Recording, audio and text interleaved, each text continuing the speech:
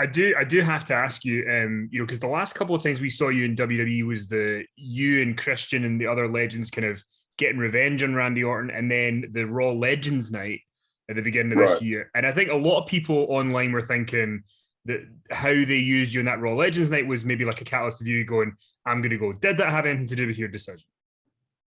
I think it was, personally, it was frustrating. Um, that was one of the big battles that I had with Vince. I mean, he's an innovator. He's brilliant. He's one of the smartest people I've ever met in my life. He understands the human dynamic. I didn't want to be in that Legends role. I mean, I kept teasing him. I said, "Hey, quit trying to put me in Hines. I'm not ready to be in the retirement home. Like, quit shoving me there."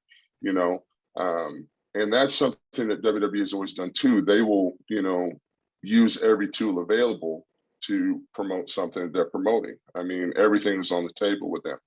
Um, and I understand that that role was setting up what it was setting up, but it was a little bit of a humbling experience to sit on the stage and get berated for the work that you've done. But that's part of what you sign a contract for. You sign a contract and you get paid to check your ego at the door. And if you don't want to check your ego anymore, then you can leave.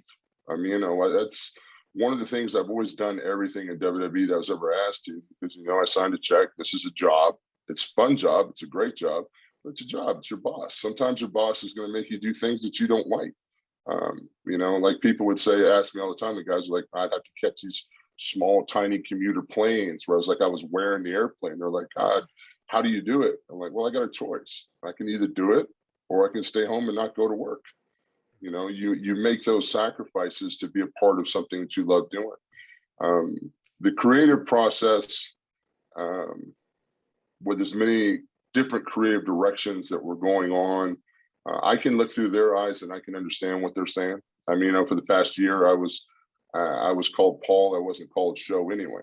You know what I mean? Because in the creative's mind, it's like, "Oh, well, we've done everything we can do with him. It's time to focus on younger talent." And I agree that younger talent should be focused on. I don't think you have to disregard someone that still has ability and desire and a love for the industry, to basically toss them aside. But that's business. That's the way things are done. So again, that's why I'm grateful to have the opportunity I have to be in AEW and be a part of it. There's so many things I've done creatively that were just like, what the HE double hockey sticks am I doing? Like, this is just, one of the biggest things that used to drive me nuts is I used to always have to tell everybody how big I was on my promos. I always hated my promos. They sucked because it's like, "I'm 7 foot tall. I'm 500 pounds. It's like, yeah, no, but it's a smaller guy writing for a bigger guy. Bigger guys know how big we are. You don't have to run around and tell everybody. It was a different philosophy. Their philosophy was, well, if you're the champion, you tell everybody you're the champion. If you're a giant, you tell everybody you're a giant.